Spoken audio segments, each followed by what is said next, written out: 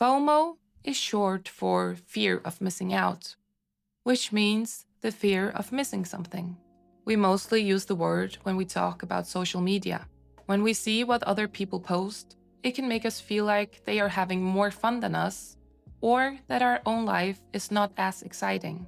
For example, if someone posts a video from a party we were not invited to, or if we see a picture of friends hanging out while we are sitting home alone. Even though we mostly use the word FOMO when we talk about things online, it's actually about some very basic and very human feelings. Feelings like not being good enough, feeling stressed because you try to live up to others, feeling lonely, or feeling like you are left out of the group. FOMO is completely normal, and it makes sense that we start thinking about ourselves when we look at social media like Instagram, TikTok, and Snapchat. There, we constantly see small pieces of other people's lives with their perfect friends, partners, hobbies, school, jobs, or bodies. This can make us compare ourselves to others. We might start wondering, am I just as pretty? Am I just as smart? Am I just as cool? And most of all, am I good enough to belong? We feel this because humans are social beings. Being part of a group is really important for our well-being. Actually, about 3 out of 10 young people have a social media profile just to avoid feeling left out. But just because FOMO is common, it doesn't mean the feeling is great. For some people, FOMO can take up a lot of space in their mind. Research shows that the feeling of FOMO can get stronger the more time we spend on social media, the more often we check it, and the more accounts we have. This doesn't mean you have to delete everything, but it might be a good idea to clean up your accounts a little, or maybe try a small digital detox. Or at least think about how much time you spend online, especially if you often feel left out or not good enough. Another thing that can trigger the feeling of FOMO is the way social media is designed. Notifications about messages, new posts, or comments are designed to make us want to check them right away. And the pace on social media is very fast. There's always something new being posted, written, or shared. This can create a feeling that we might miss something fun or exciting or important if we don't check our social media often enough. Maybe you have tried to check your phone under the table at school, or maybe you have gone to the bathroom during a family birthday just to see what other people have posted, written, or sent.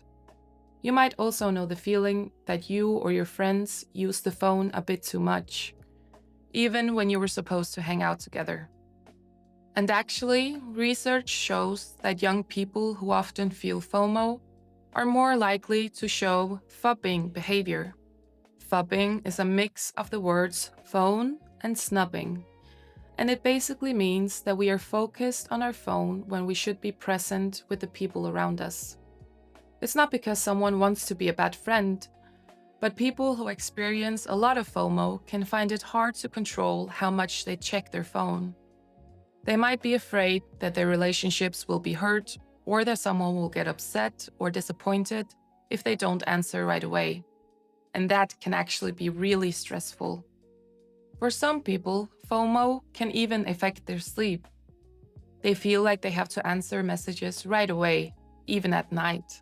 They might keep checking their phone instead of calming down before bed. In general, FOMO can make our sleep worse because it can make us check social media right before going to sleep. That means we don't relax properly and we might go to bed later than planned because we just had to look at Instagram or TikTok just one more time. And of course, we don't want to miss someone's perfect selfie or funny cat video. But seriously, if you find it hard to put your phone away when you're trying to sleep, and you just want to keep watching the next video and the next one and the next one, then maybe your phone should sleep in another room. Social media is designed to make us want more, so it can be really hard to stop scrolling. But sleep is important for how we feel and how we function. And don't worry, Instagram will still be there in the morning. Even though it might sound like it, It's important to remember that FOMO is not a diagnosis and not an illness. FOMO is a feeling, or actually a mix of several different feelings. Some of us know the fear of missing out or being left out in some way, and that's completely normal. But it is also important to take FOMO seriously if the fear starts to control your mood or your behavior. Maybe it can help to remember that you are definitely not alone in these feelings, not even if FOMO takes up a lot of space in your life. And we should all remind ourselves that life on social media is only a small part of real life. And often, that part is staged or edited to look extra perfect and exciting.